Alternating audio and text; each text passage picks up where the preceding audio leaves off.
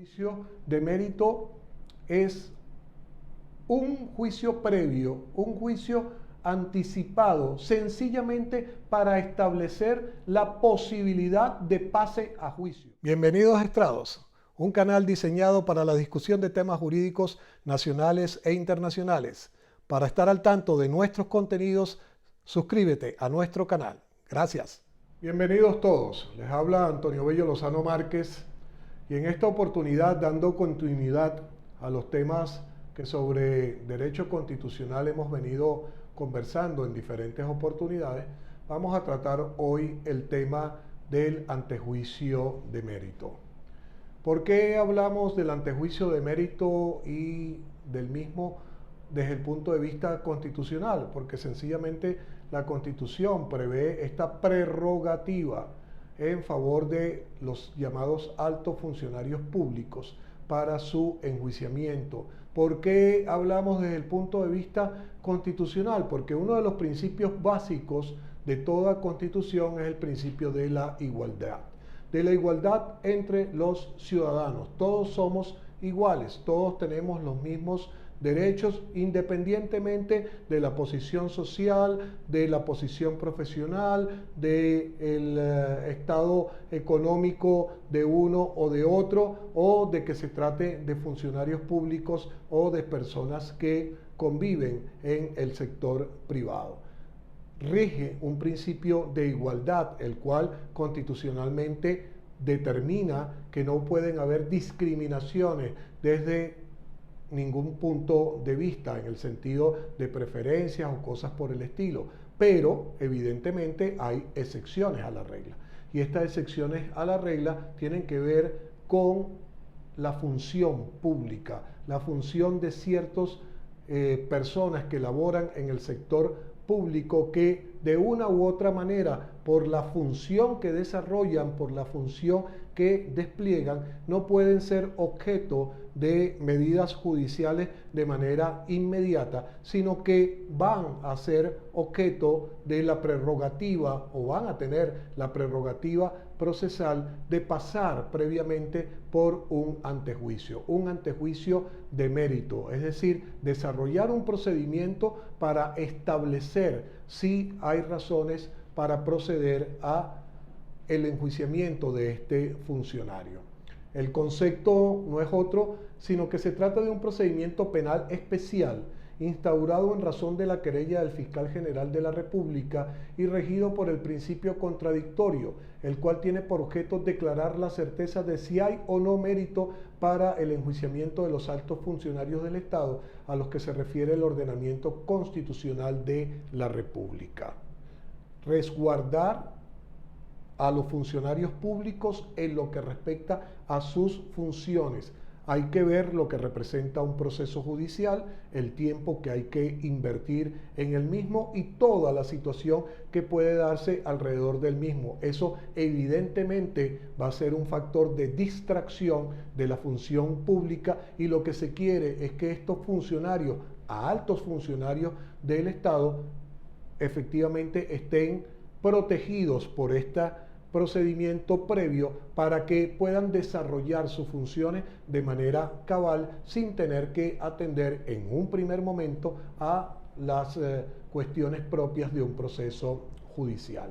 El objeto no es otro sino el de resguardar la función pública, el servicio colectivo y general. Es decir, no es tanto en razón del funcionario, sino más bien en razón del ciudadano, en razón de la colectividad que se instaura este procedimiento. Y su naturaleza jurídica es que se trata de un presupuesto de procesabilidad. Es decir, el antejuicio no determina nada. Ese pronunciamiento judicial no determina culpabilidad alguna por parte del funcionario. Es un requisito de procesabilidad, es decir, de hacerlo antes de que exista el juicio o que para hacer el juicio requiere que se cumpla con el antejuicio de mérito como tal.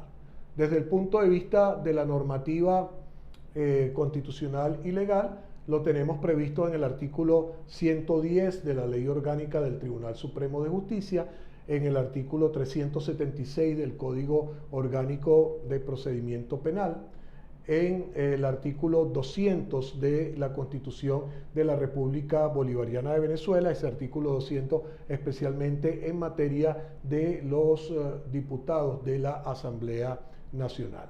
¿De qué estamos hablando aquí?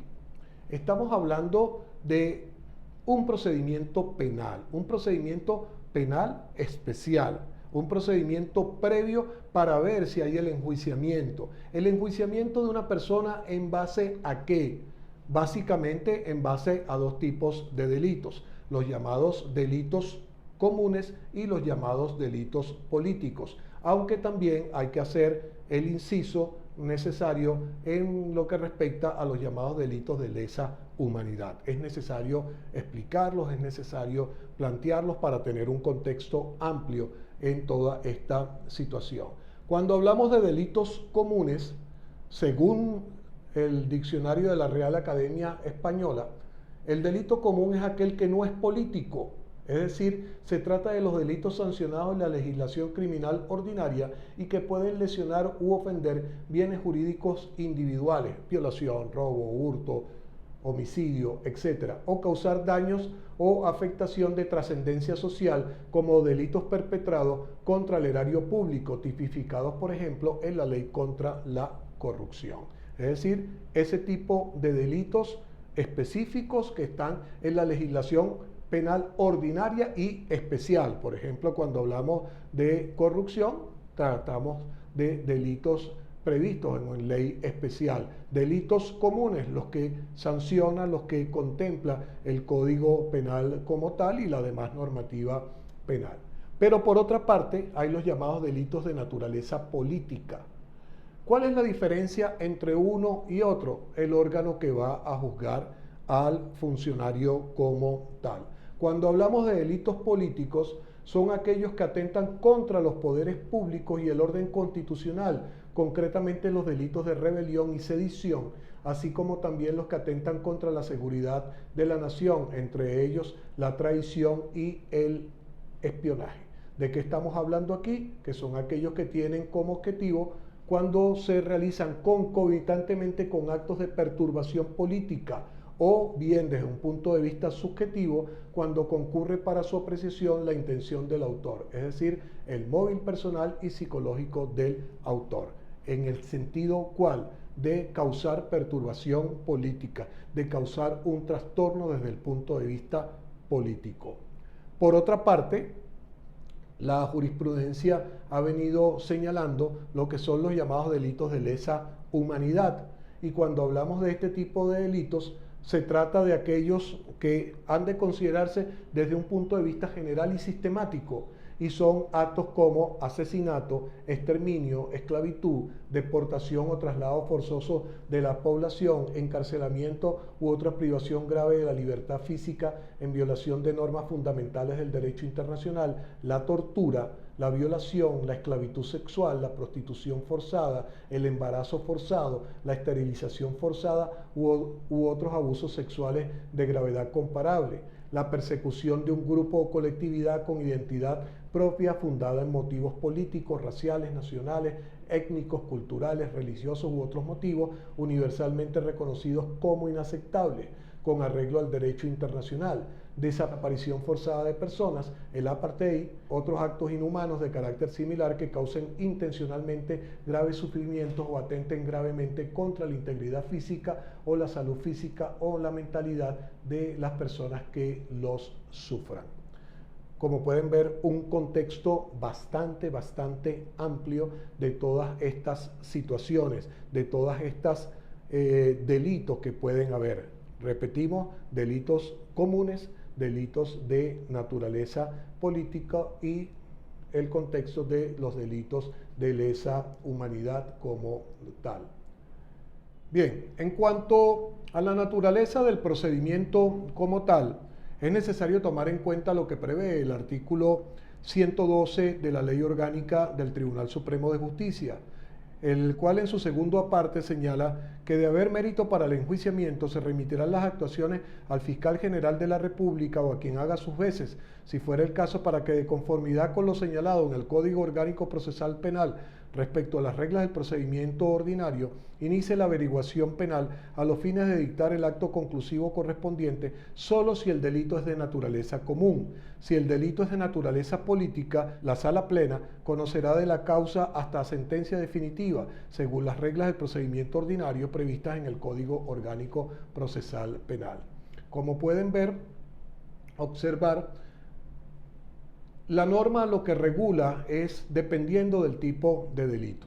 Si el delito es de naturaleza común, entonces va a conocer los órganos penales comunes, los órganos penales ordinarios. Pero si el delito es de naturaleza política, va a conocer es la Sala Plena del Tribunal Supremo de Justicia. Allí es donde se va a llevar el enjuiciamiento con todas las reglas del Código Orgánico de Procedimiento Penal respectivo para el enjuiciamiento del funcionario. Ahora bien, funcionarios tales como el vicepresidente, los ministros, los diputados y particularmente hacemos un señalamiento, los militares. Los militares en este caso en grado de general y almirante, pero que se encuentren en funciones de comando de tropa. ¿Por qué? Porque no todo militar, no todo general, no todo almirante de la República se encuentra en funciones de comando. Muchos están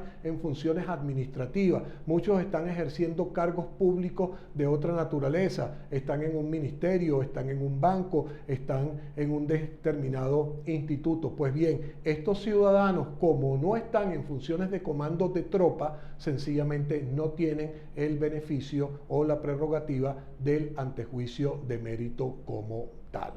Entonces, el antejuicio de mérito es para el presidente de la República, para los altos funcionarios de la República, y entre ellos se incluye a los diputados de la Asamblea Nacional.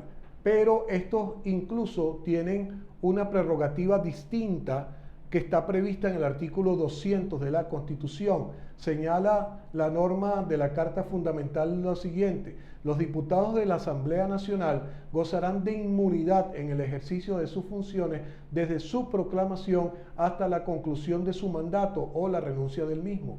De los presuntos delitos que cometan los integrantes de la Asamblea Nacional conocerá en forma privativa el Tribunal Supremo de Justicia, única autoridad que podrá ordenar previa autorización de la Asamblea Nacional su detención y continuar su enjuiciamiento.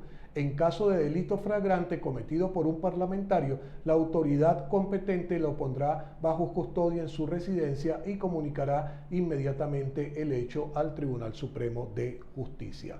Cuando hablamos de los diputados del Parlamento Nacional, de la Asamblea Nacional, ellos tienen el beneficio o la prerrogativa del antejuicio de mérito por parte de la Sala Plena, tal como lo regula la Ley Orgánica del Tribunal Supremo de Justicia, pero también tienen la prerrogativa de la inmunidad prevista en ese artículo 200, en el sentido que declarado procedente el antejuicio y por lo tanto el enjuiciamiento por la Sala Plena del Tribunal Supremo de Justicia, tiene que haber la aprobación por parte de la Asamblea Nacional, que de acuerdo a su reglamento interno entonces va a generar un proceso con derecho a la defensa, derecho al debido proceso por parte del funcionario, para que sea la Asamblea Nacional quien determine si efectivamente él puede ser llevado a un proceso. ¿Por qué? Porque entre otras cosas no es protección al funcionario como tal, no es protección al diputado, es protección a la ciudadanía. ¿Por qué? Porque el diputado es el representante del pueblo. El diputado es aquella persona escogida por el pueblo para representarlos en la Asamblea Nacional. Por lo tanto, el privar al pueblo de un representante electo puede ser perjudicial para los intereses de la colectividad. De allí pues que se les da esta prerrogativa de la inmunidad también como tal. En cuanto a las características del procedimiento, ya señalamos que está previsto en la Ley Orgánica del Tribunal Supremo de Justicia, está previsto también en el COP, pero básicamente algunas características de este procedimiento serían lo siguiente. Es un procedimiento especialísimo de carácter obligatorio, sumario y previo. Sumario y previo. Fíjense que lo mencionaba ahorita con los diputados. Los diputados no pueden ser detenidos, sino única y exclusivamente en caso de flagrancia. Y cuando hay flagrancia, entonces se ponen a disposición del Tribunal Supremo de Justicia. Tienen esa prerrogativa como tal. En cuanto a la competencia, va a ser la Sala Plena del Tribunal Supremo de Justicia quien conozca del antejuicio. Puede ser que también conozca del juicio si se trata de delitos políticos, pero si se trata de delitos comunes van a ser los órganos penales ordinarios. Esto implica un análisis previo para establecer si existe la posibilidad del delito. Por lo tanto, no va a existir una comprobación fehaciente, no se exige prueba fehaciente de la comisión del hecho punible. No, es simple y llanamente un atisbo, un indicio de que puede haber ese delito como tal y por lo tanto dentro del juicio es que se van a hacer las comprobaciones pertinentes mediante los medios de prueba respectivos y pertinentes que correspondan.